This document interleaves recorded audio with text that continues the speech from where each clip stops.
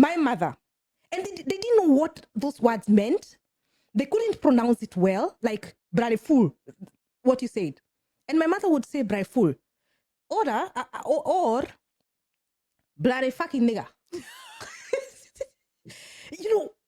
Later in life, that's what I told her. Hey, mommy, do you know what you're saying? It's bloody fucking nigger. When I was growing up, my mother, who grew up during colonialism and was working for white families, every time something was clean, she still does that. When she cleaned her bed sheets, she would say, today I'll sleep like a white person. I don't think it's about the language, because there are many white people who are not black. There are many non-German speaking people who are not black. So if it was about the language, people from France who are white but don't know the language will also do that job. And there are many black people who speak perfect German.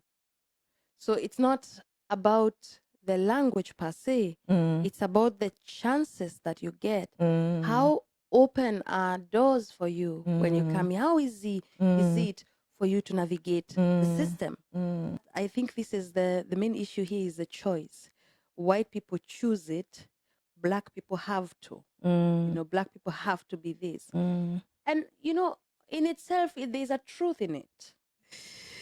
Hello, ladies and gentlemen. Welcome to Far From Home Diaspora Conversations. Thank you for tuning in and listening to our conversations. We have many podcasts out. If you haven't watched, please go and watch 11 nowadays. Yeah. And thank you for our listeners and our viewers on YouTube. Thank you for your comments. Thank you for your likes and sharing with your friends and your families. We appreciate that. I'm your host, Carol Mullenbrock, and this is One Boy. Yeah, and today we are having a conversation that we really deem important for us, for everyone. And before we go on, I want to appreciate our sponsors, TDX Media. Thank you for the trust, and we'll be telling you about TDX Media as we go on. Our topic for today, One Boy. Our topic for today will be the topic of racism and how we experience it. And we decided to have this topic because it's part of our story. It's part of our experience. Just as we talk about home and being far away from home, this is also part of being in the diaspora, especially as Black people, and how we experience that. Yeah, it's a diaspora experience. And we also talked in another episode about how when you come to the diaspora, that is the first time you become aware of your blackness. Exactly. Because all of a sudden you become the Black woman, and not only your name. Like before, when you're at home, you were One Boy, I was Carol. And then you come here and you become first the Black woman, and then your name, if at all it is mentioned. Exactly. Yeah. And I don't know, how do you see that? How do you feel about being called a Black woman? I like it. I like being called a Black woman because it has now become an identity. You say now? Never used to be an identity that I needed, because as you say, when you come here, you're not aware of your Blackness. It's not important because everybody around you is Black, so you don't talk about it. Just like the way you hear people saying that the fish, you can ask the fish what is water, and it doesn't know what's water because it's been in water all its life. So you ask it what's water, it might look at you and wonder what are you water? talking about? What are you talking about? Yeah. So for me, it has become a very important identity today to be called a Black woman, to even be called African, because when we come here, we don't only become Black, we also become Africans. Before that, you were Kenyan, and now you become an African. You start having people asking you if you know someone from South Africa, and you've never been there. Yes. So all of a sudden, you have to speak for Africa, speak for Black people, know people from South Africa, Botswana. Yeah, that's what I hear mostly. I have a neighbor who comes from Africa. Do you know her? So I'm like, okay, the small village. You know what I started? When people ask me about an African person who comes from Senegal, I tell them, I also know this other woman from Poland. Do you know her? Yes, that's a good one. And of course, they look at you. How am I supposed to? Exactly. Yeah. Africa is a bigger continent than Europe. So, I mean, I don't even know my neighbors. Yeah. How will I There's know no someone way. from Senegal? Yeah. I don't. Yeah. So it has become an important part of my identity, identifying myself as a Black woman, because it shows me where I come from, and I'm so proud of Black women and what they've been able to achieve, such that when I feel like I can be categorized in this group of Black women, for me it's also a source of pride. Yes. Did it affect you in the beginning, Being called a Black Black woman? Being called Black? No. Alone the way it is said, when you say it in German, die schwarze Frau, because it has a tone in it that sometimes feels demeaning, especially because here in Germany, in many things, bad things are depicted with black. Yeah. So did it feel? No, for me, actually, it bothered me more when people did not want to call me Black. Okay. Because that's the first time I started thinking, is there anything wrong with it? When people say, I don't want to say Black, should I say colored? When people started now asking me, how should I refer to your skin color? Because before that, it wasn't an issue. I'm Black. I had never thought it's bad. In fact, maybe the thing that I grew up thinking is bad is being darker skinned or lighter skinned. Yeah. But the essence of being Black was not a problem for me.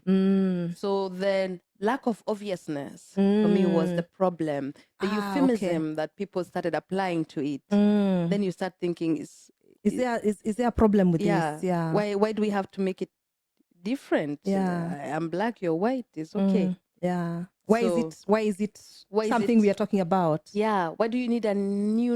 It's like when someone dies, you don't want to say dead. You say passed away. Yeah. Because the word dead needs a euphemism. It needs something to make it lighter, more acceptable. So when you start using euphemisms for Black, then you have to ask yourself, why? Why is it so bad for you to say it? Then it starts becoming a problem. Okay. But before that, for me, it wasn't a problem. Yeah, that's an interesting way of seeing it. Yeah. Because I've never seen it from that sense. Because for me, it is like the question I asked you, seeing how everything is associated with Black, I was uncomfortable with somebody saying Black. And then the tone of the Black is what disturbs me a lot. Yeah. I have no problem with being called a Black woman because I am a Black woman. That is a fact. That's reality. Exactly. It's reality. It's reality. Yeah. And when you fight with reality, you lose. I love that. You lose all the time. Yeah. So, and I don't want another reality. Yeah. I don't want it to be any other way. Yeah. But how it is said is what disturbs me. Yeah. It is. I think for me, the problem was now coming to realize the story behind it, because you don't have the story. Like you say, it's a fact. Just like this glass is orange, it's a fact. There is no story. Well, once you start attaching a story to it, that's when it becomes a problem. But the entity in itself, the issue of me being Black, means I have melanin. In fact, like I'm saying, when we were home, the problem was not being Black. It was how Black you are. That was now the problem. The degree of Blackness. The degree of Blackness. In fact, if you ask many Black people, they don't want to be white. They want to be lighter skinned, but still Black. And that is also one thing that I experienced in the beginning when I talked about this thing of black people wanting to have a lighter skin and white people going for this browning, whatever they do, they go under bronzing. yeah. And I was saying I cannot understand why a white person would go under this, and then I think also dangerous for the skin to get brown. Yeah. And I said also there are white African people who apply light. I was talking to a German person who apply light creams or creams to lighten up their skins. And then immediately I was told, yeah, the Africans do that because they want to be like white people. And then I asked, what about the white people? The white people do that because it looks good, because the skin looks good. So I was immediately, I think that is the first time I felt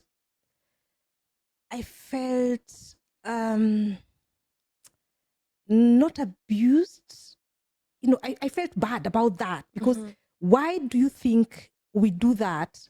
Because of this wanting to be like the white, but the white person doesn't do that to look like a black person. No, because it's good. Because it's good. This is the hierarchy. But the other one, of realities. we are not, the hierarchy. We are not seen as people doing that because we think it's good. We do it because we think the other is better. The other is better. Yeah. Yeah. And that is the reality of so many things. When you do it in this way, it's seen as a weakness, but the other side is a strength. Yeah. Exactly. That's why we have a lot of also cultural appropriation, where white people will take something that is done by Africans, like especially you do food, something that has been done by Africans for all these years, but when it has now been done by a white person, it gets a whole new level of coolness and intelligence around it. Although it has been done by people all the time, and when it's done by black people, it's barbaric. When it's done by white people, it's clever. It's something to be celebrated. It's minimalistic. It's something. It's a choice. That. I think this is the main issue here is the choice. White people choose it. Black people have to. You know, black people have to be this. And you know, in itself, there's a truth in it. You know, there is colorism, and there is somewhere where it comes from. Why is black bad? You are not born thinking black is bad, but things tell you the more you grow up, the more you see somehow blackness has some issues with it that are not very attractive, and whiteness has some issues with it that are very attractive. You grow up knowing this somehow, even if nobody tells you explicitly, white is better, black is not good. You Everything, just know. Yeah, that is the word, the way the world is crafted. Yes, in a way that white looks better or is made to be better, to feel better. Yeah. And as you were talking about this thing of when blacks do it, it's barbaric. When whites do it, it's a choice and it's hype and it's. I'm so into healthy living, and you know that. And the one thing that makes me laugh is something like I was telling you about walking barefoot. Yeah. So that's what we were doing as children. It was normal. Yeah. Obviously, some of us didn't have shoes. Yeah. But that is seen as poverty. Yeah. And it's bad. Yeah. You don't have money to buy shoes. Yeah. And then now, what they're saying, which is very in, as you know, something for your health, something you should be doing, is walking barefoot at least 30 minutes a day. And that is being prescribed by the doctor. Yeah. As, you know, biohacking. Yeah. Being given big names. Yeah. And telling us now that it's okay and it's good to walk barefoot. Yeah. But when we were doing it, it's barbaric. It was poor. It was poverty. Yeah. And those are the kind of things when I hear them, I'm like, this was my life all the time. Yeah. But I was made to feel poor. I was made to think I was lacking in something. Yeah. Because in real sense, why do you need shoes? Why really do you need shoes? There is nothing poor about not needing shoes. No. Actually, you need shoes in Europe because it's very cold. Yeah. You cannot walk barefoot. And yeah. And In Kenya, you and can walk barefoot all for the rest of your life if you wanted to. Yeah. Yeah. In itself, there's nothing poor about it. But as you say, and I think this is what whiteness does. The whiteness comes with the power of defining things, the power to define poverty, the power to define healthy, the power to define, just to define and name things. So if it has been defined in a certain way, then all of us now have to take this definition for truth, even if it doesn't apply to us, but it is the truth. And now when it has been defined in a different way, walking barefoot is good for your health, it's good for your back, then we can take it back, but no longer as our own, as part of our culture, as part of something we've always done, but as something that has been named and brought back. And now it's good. It's like the coffee. It's like the coffee. Yeah, coffee. We grow coffee in Kenya. Yeah, it's brought. It's refined, and then it comes back as Nescafe and sold for so much. Exactly. So much. And we go to the supermarket and buy Nescafe. Yeah. Yes. Yeah. And look good at it. You know. and you feel rich when you have a cup of Nescafe. Yes. Yeah. Yeah. Yeah. That's the thing. This thing of feeling rich and yeah. But a question: why don't we, as African people, define these things for ourselves, or is it just an obvious thing we do that we don't need a name for it, that we don't need to hype it? That example now of walking barefoot, is it that the people who research these things are more white, that they come up with names for it? Because we've been doing this for ages. Why don't we have this power of defining things for ourselves? Because the power to define comes also with the power of knowledge and the power to trust the person who's giving you knowledge. Let me give you an example. If, let's say, someone like Angela Merkel came here and told me something, and someone just random from the street came here and told me the same thing, I would probably believe Angela Merkel more. Because of the power. Because of the power. Okay. I believe what she says more than I believe someone I do not recognize. I do not know where did this person come from. We have to know that all these things, they are rooted in colonialism. Colonialism set the pace for whiteness and blackness. Colonialism defined white people as better than black people, which in return justified colonialism. Because if we were all equal, colonialism will never have been acceptable, especially in this age where there was Christianity and it was the time of Aufklärung. I don't know the English word for it. So it was the time of equality, brotherhood. We are all equal. So they were breaking down the barriers. We are all equal. So we needed a new story for some people are not equal. Or like, I don't know if you read Animal Farm. Yes. Some animals are more equal than others. Exactly. Yes. So, and this story had to be made. And it was made all over with pictures. Because I don't know if you've been here in museums, for example, how they were explaining why they have to go to Africa and civilize those people because they are uncivilized. You will even see some songs like they're waiting for us. Without us, they will be totally lost. Or this poem of it's called Die Bürde des weißen Mannes, the burden of the white man, to civilize the nations. Yeah. So if you were young in Europe growing up and you grew up with this story, the black people need to be civilized. Without us, they will be lost. And us now, young black people grew up also knowing this. We grew up knowing these are the people coming to save us. People have to come and give us knowledge, civilize us, because without them, we are lost. We cannot grow.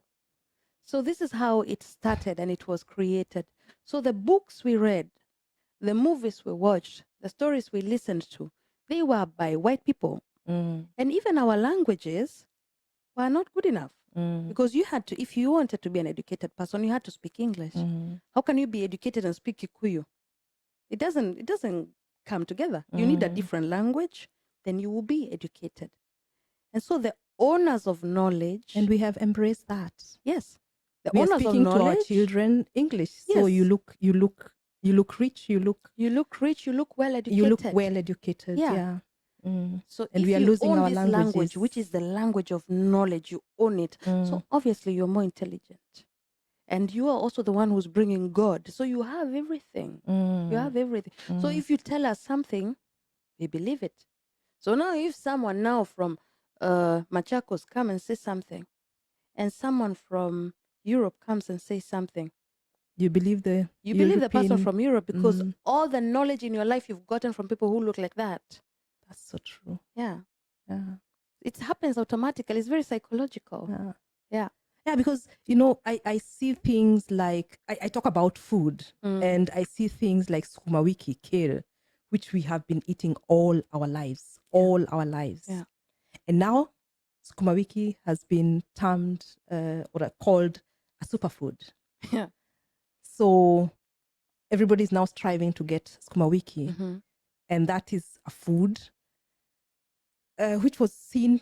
We too have been seeing that as food we eat because of poverty. Yeah, poor people food. When you have nothing else, poor people food. you will eat sukuma wiki. Yeah. Yeah. And now I come because I like educating people about our African indigenous foods and how important they are and how these food are nutritious. And I am telling people that. And I notice that now the people are trying or are accepting that more and embracing that. And I think most of it is also because I am here in Europe. Yes. Which, of course, is the package you're talking about, the white and the, being in a civilized world, the way it is seen. And now she can tell us that kale is good and we eat the kale proudly now. Yes. Yeah. Now we no longer have to look down upon it. We've been eating it, but now we can eat it in peace. Yeah. Because someone, Caro, in Europe, told us it's good. My grandmother tells me the same thing. And I'm quoting books written by Europeans. Yes. How healthy kale is. Yeah. So it has to be healthy. Yeah. So in essence, this is where it comes from. It's and you have to now re-educate yourself to relearn all these things and to also question yourselves constantly. Yeah, because sometimes I sit somewhere and I automatically assume this book is better than this one. And when I look at it, the one I assume is better is white. And the one I assume is not good enough is black. Why did I do that? It was so unconscious. It was just somewhere at the back of my mind. I didn't know I was doing it. And this is how now this thing just takes itself on and on. You know, the logistics. You look for more white things, so they will be shown more. You buy more white things, so white people will have more money. You don't buy black, you buy white. Yeah. So because their money circulates in there. your head, that's better. Because in your head, that's better. And the white people also buy white. And the black people also buy white. So we black. So who is buying black? Nobody. Nobody is buying black. And for things to have quality, for you to do research, for anything you need to do, you need money. You need finances. So if you're not circulating wealth in that community, how will you ever manage to create an avocado oil that is purely refined? How will you manage to harvest coffee, go and dry it, grind it, process it, have it in a good quality, if no money ever comes back? You know, the coffee, the more people who earn most money from coffee are not the farmers. No. You know, it's people here. Not. They will earn more money than the farmers. So how will that ever get a chance of refining itself, getting better and better and better, if nothing goes in? You just give out, gets out, but it never comes back. Yeah. But we cannot say that this is only a problem. It might have started there with the white man, with the white people, showing that us that we are inferior, but we are also progressively supporting this narrative. That is what you're talking about now. So we need a lot of re-education and constantly questioning yourself, and which is not so easy. Because No. I remember, and I think that is why one of the biggest reasons why we started this podcast, when I was reading you a chapter from my book, and I was talking about Mau Mau, and I had written the Mau Mau rebels, because this is what I was reading everywhere in school, in our school books. Mau Mau are rebels. And then you stopped me and told me, Carol, I remember that so well, because it hit me in a way that I would never have thought about it that way. They were not rebels. They were our freedom fighters. But now I'm seeing them from the eyes of the British people. They The were ones who defined history for us. But For they them, they defined were rebels. But they defined history for us. The books we are using in school were written by them. So they don't see the Mau Maus as freedom fighters. They see the Mau Mau as people who disrupted their process, their process. story. Yeah. So, and you know, Carol, there's, I think my journey started with, because at the university, I at some point I had to learn about racism. And I remember I was doing some research, I don't know, and I was reading a book by Woodson Carter called The Miseducation of the Negro, really good book. Old English, but for me that book was like blow after blow. It was like slapping me across my face all the time. And Woodson Carter has a quote that I will never forget. He says that the best way to keep a man down is to make him know that he is inferior. So that once he knows he is inferior, you don't need to do anything else. Your work is done. So the work now of re-educating each other about their inferiority will be amongst them, which means, and this is how Woodson Carter says it, so if a black man who has been told yours is the black door, if he comes in and finds no back door, there's no back door for him, there's only the front door, he will go and create a back door for himself to use it. He will not use the front door. Because he's been told that is not this his door door. does not belong to you. And I think the journey of getting yourself out of inferiority complex, it is such a hard journey. I mean, sometimes I compare this here with, and I know this is not the same, and please don't get me wrong. I'm not saying racism is the same as weight, but people here, for example, have been instilled since they're very young about their weight. And they grow up thinking about their weight all the time.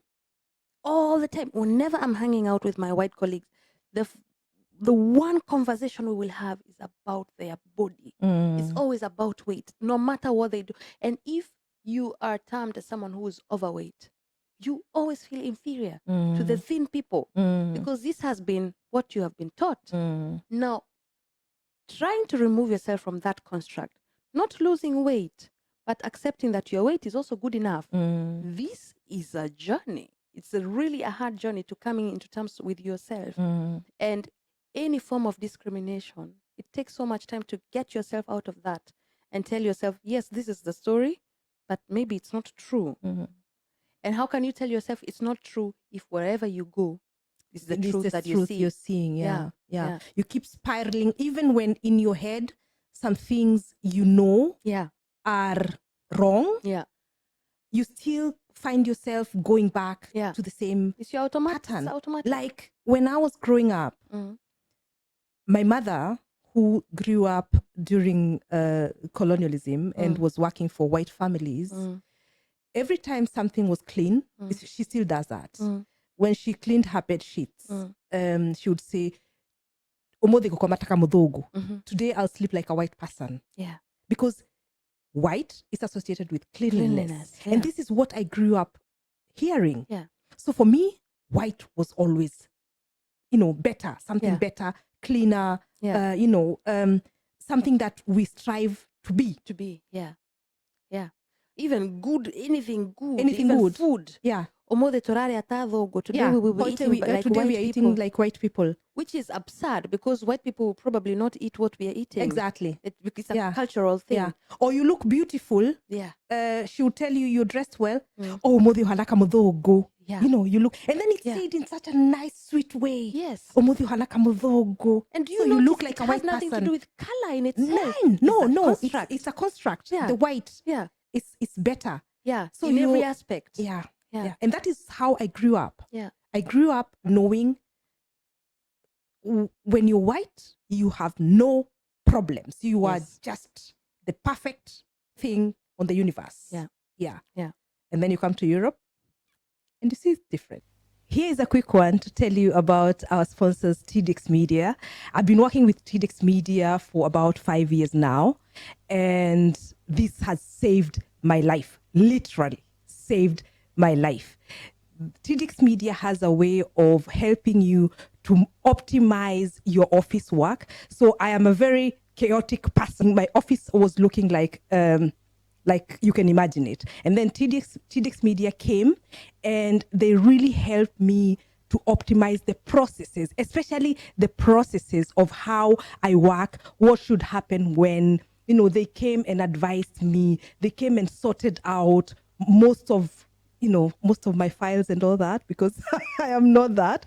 And then my website, it's beautiful because it is being maintained, it is being serviced by TDX Media. And then the CEO of the company, Christian Tiedemann, who does all that, comes to you, advises you, he talks to you, he listens to your needs, and then crafts everything according to how you need it, but adding his professionalism in everything that he does, such that at the end of it all, and he will not use anything he doesn't think is okay for the person visiting your website. So if your photos are not good enough, then he'll not put them in. And that is the level of professionalism that I need when I'm working with someone, so that they just don't do everything I tell them to do. They tell me, okay, it's your website, but it has my name on it. So he will not do anything that is not professional enough. And the other thing is event management. Guys, these guys are so organized. TDX Media is so organized. They have taken control and over. They organize our African festival, which happens every year. So I have nothing to do with it. The first year I organized it myself. I almost went crazy. And nowadays I just get calls, or when we're talking, it's a yes, no, and I have nothing to do with it. It's the best thing that ever happened to me. I love working with these people. I love the way they, present themselves in a way that is, I will talk about professionalism the whole time, because that is what they are. They are professionals. And you see that in everything they do. When they're doing consultations with you, they are very specific in everything that they're doing. You can only be satisfied when you're working with TDX Media. And I'm so glad that have trusted us now to sponsor our podcast. And I've been working with them all this time, satisfied with their work. I'll continue working with them. So please visit their website, www.tdx.de. That's www.tiedex.de. Visit them, because you'll be doing yourself a favor. Thank you so much. I always say I was very disappointed. That is what I was getting to. Because really, I grew up knowing white people are simply better in everything they do. I also grew up thinking they are simply kinder, simply. You will see them in movies, the way they hug their children. You just assume, oh my God, they're so happy. They're just happy people, And the lawns are green. Everything is clean. Happy people. Yeah. It's this danger of a single story, because this is the single story that we grow up seeing. White people here grow up seeing the single story of poverty in Africa. That's what they think Africa is. This is what they think Africa is. So they also get shocked when they come to Africa. Okay, so this is also Africa. We grew up with a single story of white is simply better. And then you come and realize they are not. No, they're just human beings. They're just human. Yeah. So then you get angry, because you ask yourself, so what why? have I believed all this time? Yeah. And then you see that they are not better in any way. They're just a human. It's a human being like me. Yeah. And then you get angry because they treat you in this inferior way, Yeah. although you have seen, when you have this idea of them being here and they treat you badly, you tend to accept that. Yeah.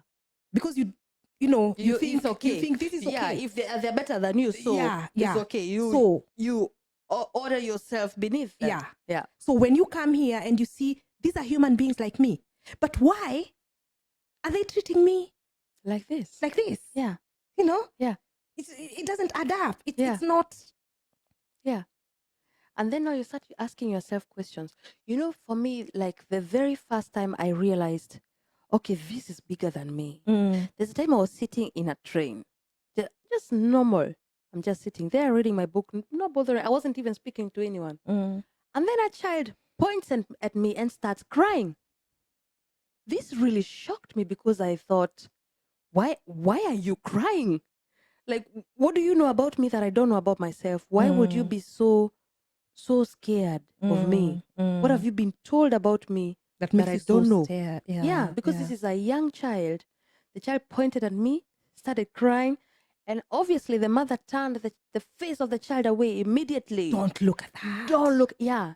So these two reactions: child is crying, and the mother is like, "Don't look." So it's like there is something about that happens me behind their doors. Yeah. That I don't know. Mm, And for me, this was I've never forgotten that story. It disturbed me because it's one thing to be called the N-word by someone at the train. And people normally think that is racism. I don't care about that. I know it's bad, but it doesn't emotionally affect me. But that emotionally affects me. Yeah. Because then I ask myself, that is such a demeaning. Yeah. You stop feeling like a human being. That is the thing I started feeling when I came to Germany. How was it for you? This thing of feeling like you're not human, being treated in such a way that you question your humanity. Yeah. Yeah. I think this is what racism does. It dehumanizes you. Yeah. In so many ways. Sometimes it's even positive. Yeah. Like these things are easier for you guys. But why should they be? Or you don't feel as much pain. But why shouldn't you? Yeah. Because you are human. So you should be able, you should get enough grace to feel as much pain as everybody else does. Yeah. But this dehumanizing, which is also deeply rooted in colonialism, people had to be dehumanized for them you to treat them to be killed, to be treated like that. Because otherwise, if they were equal humans, you will not treat them like that. You will not go to Namibia and say, kill everyone, total annihilation. If they are humans, you wouldn't do that. So you have to objectify. You have to objectify. Yeah. And this objectification is the one that we did not learn. We did not know that this is what had happened. This story was not told to us, but it was told to them through songs. Like there is a song they sing about, I don't know, it's a game called Wer hat Angst vor dem schwarzen Mann? Who is scared of the black man? And the black man comes and they all run away. So we are all scared of the black man. So we are all scared. But why? There's no story. Why are you scared of the black man? And then to cap now this story, whenever there's a criminal in the movie, of course, the criminal is black. Yeah. Whenever there's something bad, fishy happening, it's a black person. Whenever there are drugs, whenever there, it's a black person. Whenever you go to McDonald's, the person cleaning at the toilet is always a black person. The toilets, The person sitting at the reception is a white person. So you see this hierarchy, even if nobody tells you anything. You see this hierarchy all the time. Hierarchy of blackness and whiteness. Blackness is all over. So in this, now starting to realize, okay, there's a story here that I don't know. For me, that was the first time I really thought, I want to know that story. What's the story? What's the story behind this? Yeah. But when we are talking about now the jobs, like you said, the person cleaning is a black person. The receptionist is a white person. Could that also have something to do with the language, do you think? No. Not really. I don't think it's about the language because there are many white people who are not black. There are many non-German speaking people who are not black. So if it was about the language, people from France who are white but don't know the language will also do that job. And there are many black people who speak perfect German. So it's not about the language per se. It's about the chances that you get. How open are doors for you when you come here? How easy is it for you to navigate the system? And if that was also the case, then it will be different in England, where they speak English, or in France, where they speak French, and many black people who speak French. So it would be different if it was a language thing. But it's a structural thing. It's opportunities you are afforded. Yes. There's a something Waivera, the immigrant, had posted. I don't know if you saw that, and I thought that was so. It just nailed. It was on the head.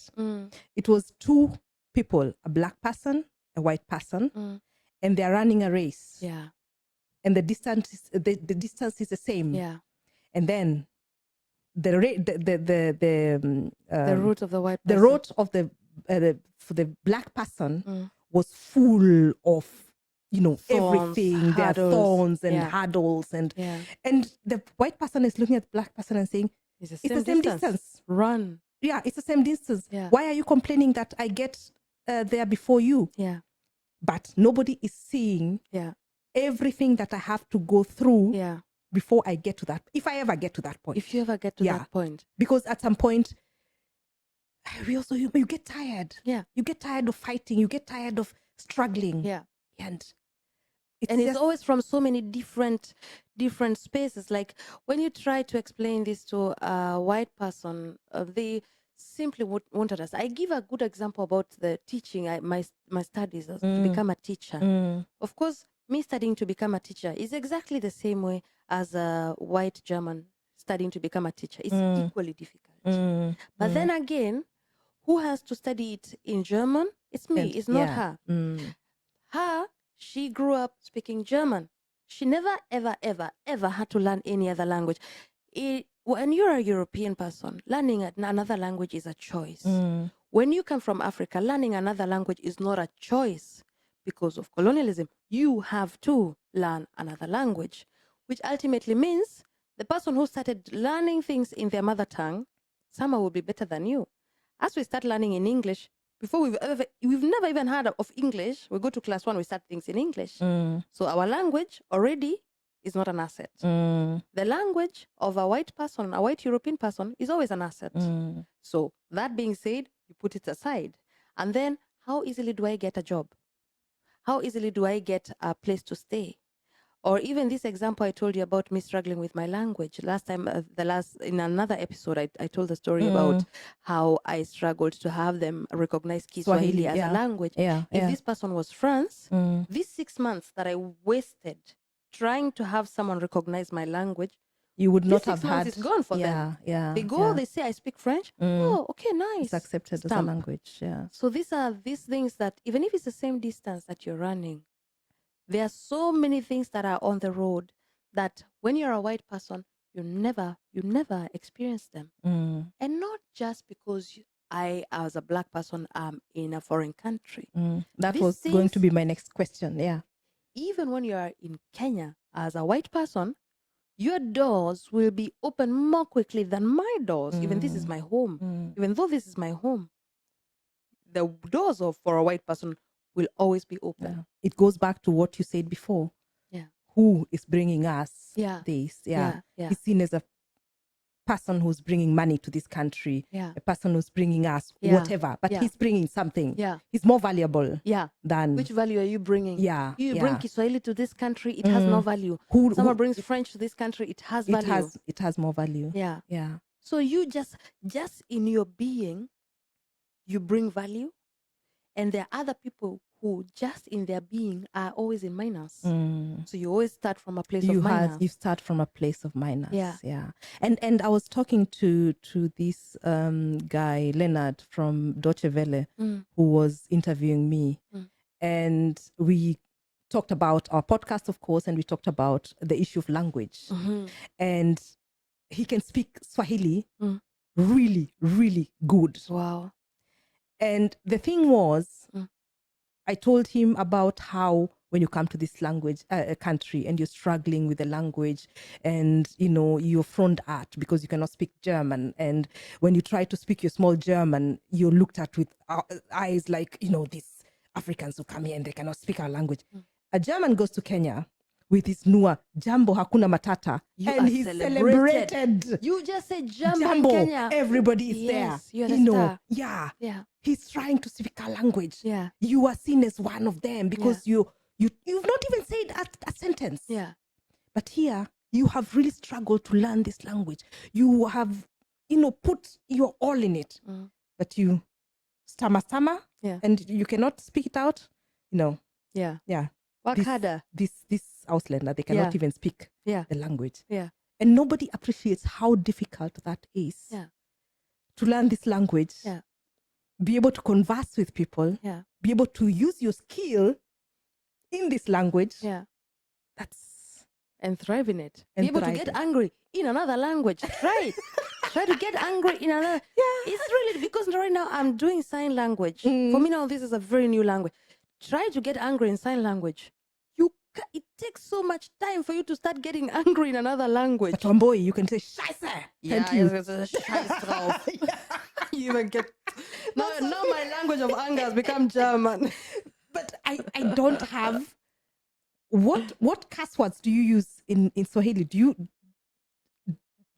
you used to curse in Swahili? Really? Think about it. No. I can't remember anything I used to as a curse word. We don't curse. Yeah. Maybe we abuse people. We say, oh, shetani huyo.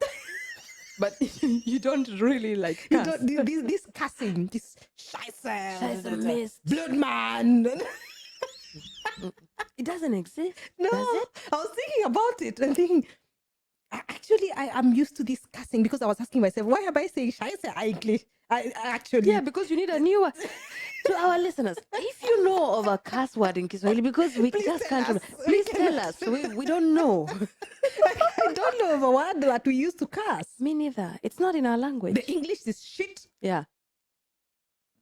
But the best but also cursing language these words, is German. But these words, for example, these words that were being used by the British, for example, in Kenya, that they are curse words. My mother. Brarefu. Yes. My mother. And they didn't know what those words meant. They couldn't pronounce it well, like brarefu, what you said. And my mother would say brarefu. Or blare fucking nigga. Later in life, that's what I told her. Hey, mommy, do you know what you're saying? It's bloody fucking nigger. Yeah. But she didn't know that. And she's telling me, bloody fucking nigger. The way she says it, because they say it so fast. Yeah. It's Kikuyu now. Yeah, so it's like one word. It's like one word. And I didn't know what she was saying before. Do you know how long I needed to say bloody fuck off and bloody fool before I realized it's actually bloody fuck off? Yeah. Or bloody fool. I was a grown-up, Carol. Yeah. I was a grown-up. Me too. I thought this is a Kikuyu word.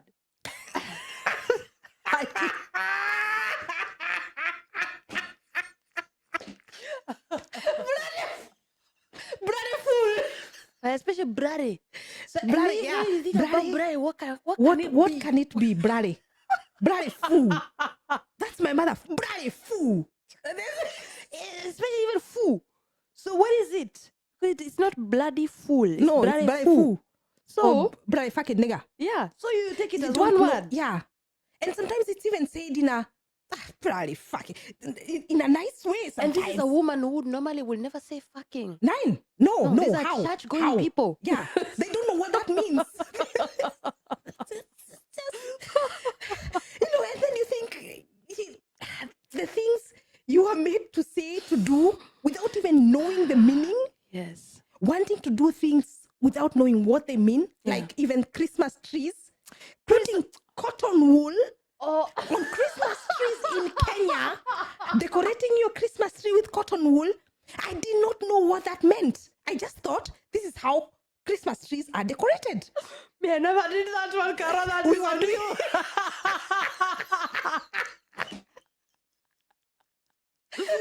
Hey, so how did you used to do it? Christmas tree. Buying cotton wool and placing putting it on the tree. To represent Before snow. I even came to think that this is snow, which we don't have, we'll never have. But we want to have our Christmas tree like we see it on television. Again, So you put arguing with white cotton reality. wool on the tree. Jesus Lord. And what do we even need a Christmas tree for? Yes, why? Why do we even need Christmas, for God's sake? Why? You know, Karo, me, when I went to Kenya the first time, I had been here for, I think, 2 years or 3. I don't know. The first time I went back to Kenya is the first time I realized how much we've glorified whiteness. And I was blind to it. I just did not know. So I go home, I enter the house, and all the pictures. Oh, yes. All the pictures White are kids, white angels. Yes, my mother. All over. White. White hands. God bless this house. What? Everything was white. And I got so mad. Yeah. I asked myself, so why don't we have Maasai people? Yes. This will be beautiful. Why don't we have all the tribes represented here? Yeah. Yeah. Talking to our God, Mwanenyaga, facing the Mount Kenya. Facing the Mount Kenya, yeah. Why? And I remember taking them. My mom can tell you, I remember I took all of them. I took them. I was so mad. I was so mad because it's the first time I saw what have we been doing? Yeah, yeah. And that And is it's the not the only narrative house. we give the children, Yeah. we give everybody. Because I grew up in such a house. My mother has, and I asked myself, why can she even go somewhere and have a photo of us done and hang it on the wall? Exactly. Even us, we are not there. We are not there. And this It's is the white strangest children. thing. She doesn't know. She's never seen. Just photos of white children. Yeah. Or white families. A nice white family. Yeah. Nicely sitting, looking nice. Yeah, looking nice, like happy. you say. They always look so happy and harmonious and calm. Yeah. Why? Yeah. Even us, we don't put ourselves on the walls. No. We have eradicated ourselves. We are there, yes. But this is how, and this is how now the picture gets represented all over. I remember it was not the first time I went to a certain school. I've worked in many, many schools. And I remember now seeing a map of Africa. And on top of it was written, "This is Africa." And then it was just the animals. It was just the animals in Egypt, the animals in South Africa. And I was sitting there and wondering, what is disturbing me? What is disturbing me? It's because the map has not been said. The animals of Africa. This is Africa. That is Africa. And whenever you tell even young people about Africa, the first thing they tell you about Africa is löwe, safari. Yeah, safari. And I remember telling one of the teachers, do you actually also know that my mom lives there? My mom, as an entity, as a human being, also lives there. In this country, in this continent. Yeah. It's not about the animals alone. Animals are a part of it's like now representing Germany and just putting the wolves. So you have a map of Germany. This is Germany, and then you have the wolves, which are actually not there anymore, but or warthogs. Doesn't matter, yeah. It is so strange. But we constantly accept this picture of ourselves. We remove ourselves from the pictures. We don't tell our stories. We don't show ourselves. We don't represent ourselves. And others also don't represent us. So who does? Who does? Have you ever seen a black baby angel? No. Me neither. No. But there's so many white angels in Kenya. Yeah. White angels, twins. Yeah. So this is how we grew up seeing this. Yeah. If you know, it would be so absurd to have a black angel. It would look not normal. Yes. Yeah. Because you didn't grow up seeing that. Yeah. Yeah. And why shouldn't we? Why should a whole continent not have its own angels that look like them? Why shouldn't we? It is so crazy not to have that. And when you come to believe even the God we pray to, when you come to believe that this God is white, because that is the picture that has been painted. Jesus is white. So if Jesus is the Son of God, God is definitely white. Obviously. Yeah. So you can only be in awe of this. Yeah. They brought God. Yeah. And you have no God of your own that looks like you. No, we ditched our God here. He was ditched. That one of facing Kirinyaga and praying. No. We are ditching him. Now we are praying to this one. And I remember there's a time I posted on Facebook a Jesus with locks. Hey, you get hate. The messages I got from people of blasphemy. And especially Africans. Not It's never white people. No, it's black the people. Africans. How dare you? Yeah. How can you make our Jesus white, black? Black. Did you see how absurd that is? It's when so you even absurd. come to think And about we even it. refuse to accept. Yeah, to that there's a even have possibility. that there's a possibility. Godliness could be black. That even the possibility. No. Don't you dare even ask questions about it, because obviously you'll go to hell. Yeah. Carol, I think this conversation is getting much longer than we thought it will take. Yeah. As you can see, guys, it's such a huge topic, and once we start talking about it, we find new things and more things to talk about. And I think it will be wise at this point to cut it here and maybe continue next week. What do you think? That's a good idea. That's a good idea. Let's we are continuing with the same conversation, so tune in next week and we continue with this. And then we continue with this. Yeah. We want to appreciate you. Thank you so much for giving us your time, for appreciating us. We read all your comments and we see your subscriptions. We are honored. We appreciate you. Thank you. So thank you. Have a good week. Bye-bye for now. Bye-bye.